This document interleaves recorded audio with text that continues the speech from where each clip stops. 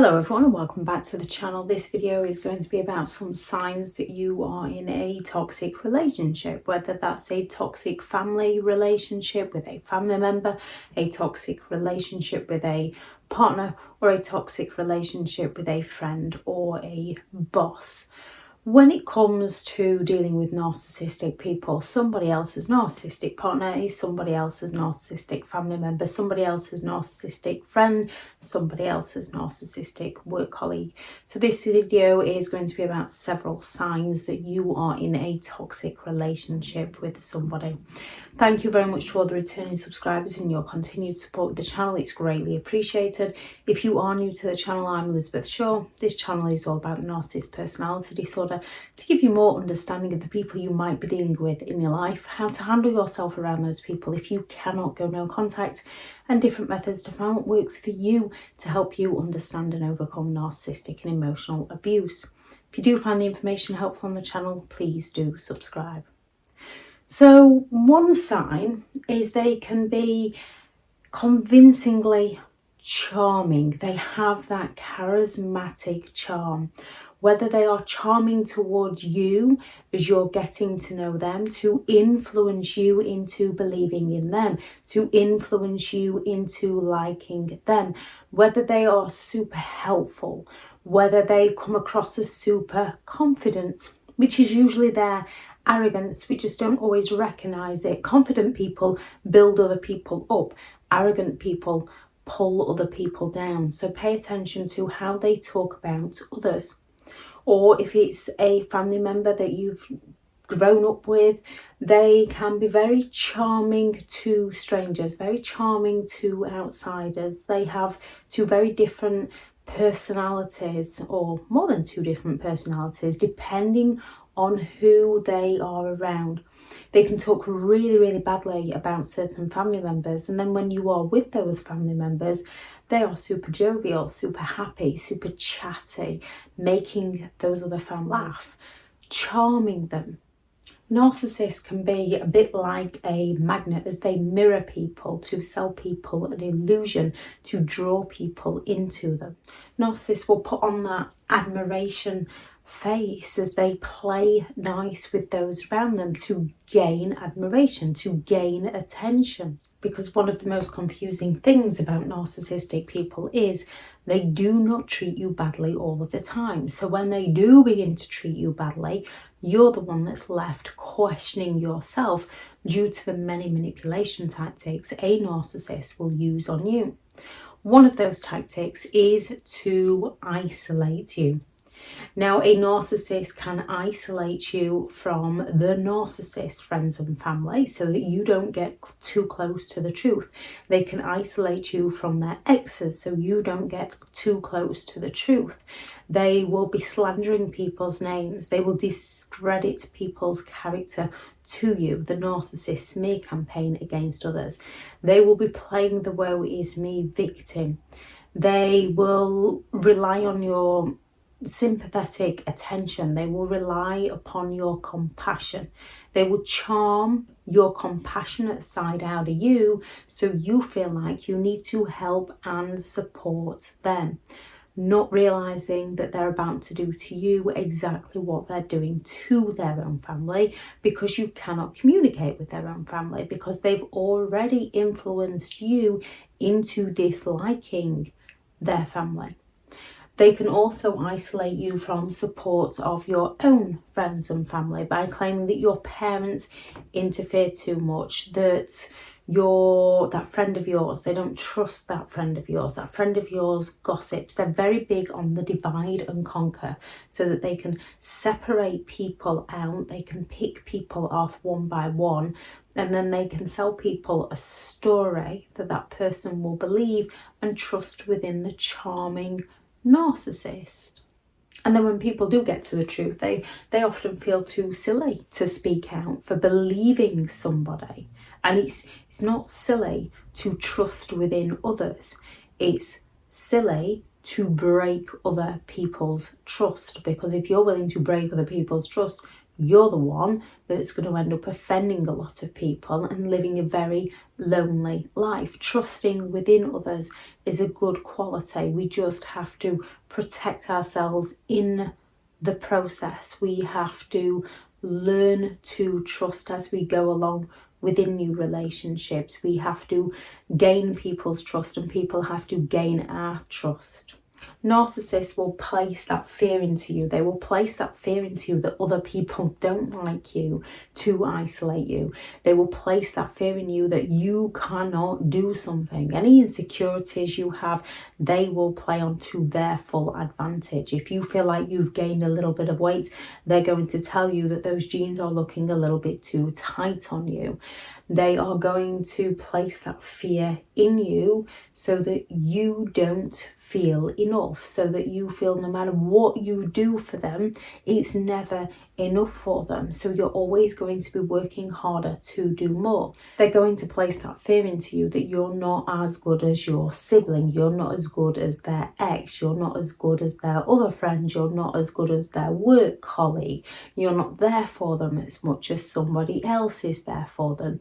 They're going to bring out your feelings of guilt to get you to work harder to please them. Narcissists tend to lack guilt. They have shame, which is why they pass the blame, but they lack the feelings of guilt. But they know how to exploit your feelings of guilt to their full advantage. They know how to work your feelings to what that individual narcissist wants to gain from you. A narcissist is going to create an environment where no matter what you do for them, it's never enough for them. They're going to train you to walk on eggshells around them out of fear of being belittled, criticised, judged, humiliated and mocked by them. A narcissist is going to place that fear in you of not being able to say no to them, no longer being able to have your boundaries with them. They're either going to mock one of your boundaries by claiming somebody else would do it for them to make you seem like your boundaries are a bit over the top, when they're not over the top. They're your personal boundaries for you, but a narcissist is going to mock them and discredit them to get you to break down your boundaries to serve them, or they're going to punish you in some way. A narcissist might retaliate to your boundary, which is further manipulation of you. So you daren't set a boundary due to the retaliation you get from them. If you don't do this, I'm not going to do that. And they have every right to set that boundary, and you have every right to set yours and respect that. So if I say no to them, they're going to act like a toddler in an adult's body. Fair enough, it's a no, you go and find someone, I'm going this way without you. Narcissists don't tend to make it that easy, which is why no contact, limited contact or grey rock is always the best approach. Give them no supply, because that is what narcissistic people are after, a supply of something, whatever that is, to that individual narcissist. Fear of your feelings being in the wrong. A narcissist is going to accuse you of being too sensitive, of being insecure, of being jealous, of overreacting, of overthinking. So you fear everything about you and yourself is wrong and look to them for answers to help you, not realising they are the very person that is hurting you. They are going to fail to communicate with you on important issues, on less important issues. They are going to shut down the conversation. They're going to throw the word salad at you. They're going to derail you. They're going to distract you. They're going to go all out to fail to communicate with you. They might even bait you into emotionally reacting to them so that they can blame you, so that they can turn around and say, wow, what's wrong with you? What's your problem? I think you might be going a little bit crazy, a little bit more of the narcissist gaslighting there, to get you all in your feels and then get you feeling confused for having those very valid feelings around the person who's provoking those feelings within you. Narcissistic people tend to neglect you. They fail to care for you. They fail to communicate with you. They only care for you if there's something they can gain from it. They only communicate with you if there's something to their advantage. They are incredibly exploitative people. A narcissist will withhold attention, affection and support, but then to confuse you, they will shower you with attention, affection and support when things are going their way. A narcissist can be emotionally neglectful. When they've got that charismatic charm on, they're going to be super helpful, super understanding, willing to communicate. Once they've got their needs met, they're not going to be interested in how you feel. They're going to accuse you of being too sensitive. They're going to accuse you of making it all about yourself. A narcissist will neglect you physically. When in the idolization stage, when they've got that charismatic charm on, they are going to be over the top with physical touch, with giving you physical gifts, being really, really caring, really, really kind. And once they've got you where they want you, they're going to take those things away from you. They can neglect you with financial resources, which can affect down to the food you eat. A narcissist can shower you with financial resources. They can lie when they're putting on that charismatic charm about just how much they have, and then they're going to deny how little they actually have. They're going to financially exploit you. They will expect you to give to them, but not overly keen on giving much to you. Narcissistic people neglect people to put their own needs first. Narcissistic people can be people of many words when they're putting on that charismatic charm. Yet when their actions don't match their words and you call them out on this, narcissistic people are people full of silence, as they refuse to communicate with you, as they punish you with the silent treatment. So you feel like you've offended them, you fear that they're never going to talk to you again, and you do all you can to make it up to them for the things you do not see they're doing to you through their manipulation, through their gaslighting and through their projection, through their blame shifting. You're the one that's ending up doubting and questioning yourself, and not their mistreatment of you.